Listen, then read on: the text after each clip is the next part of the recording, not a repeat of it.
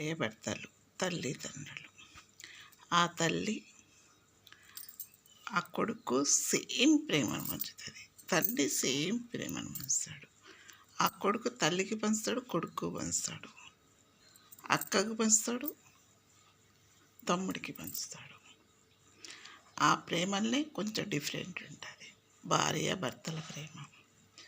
భార్య భర్తను ఈక్వల్గా ప్రేమిస్తుంది, భర్త భార్యను ఈక్వల్గా ప్రేమిస్తాడు.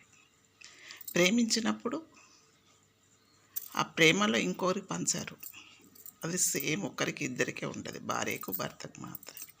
ఆ భర్త వేరే వాళ్ళని ప్రేమించిండనుకో ఆ భార్య చనిపోవాల్సిందే. భర్త ఇంకొకరిని ప్రేమించిండనుకో భార్య చనిపోవాల్సిందే. ఎందుకంటే ఆ ప్రేమలో వాళ్ళ భార్య భర్త అనురాగంలో ఇంకొకరికి పంచారు, ఇద్దరికి మాత్రమే. తల్లిదండ్రులు చూడండి, కొడుకు పంచుద్ది, బిడ్డలకు పంచుద్ది, సేమ్ అందరికి పంచుద్ది. ఆ ప్రేమలో కలుషితం లేదు, ఉంది, కలుషితం ఉండదు, ఎవరు చనిపోరు, అందులో ఈక్వల్గా అందరూ ప్రేమిస్తుంది. అదే భార్య భర్తల అనుబంధంలో ఇంకొకరికి పంచితే మాత్రం ఒకరుంటే ఒకరుండరు. అవునా కాదా?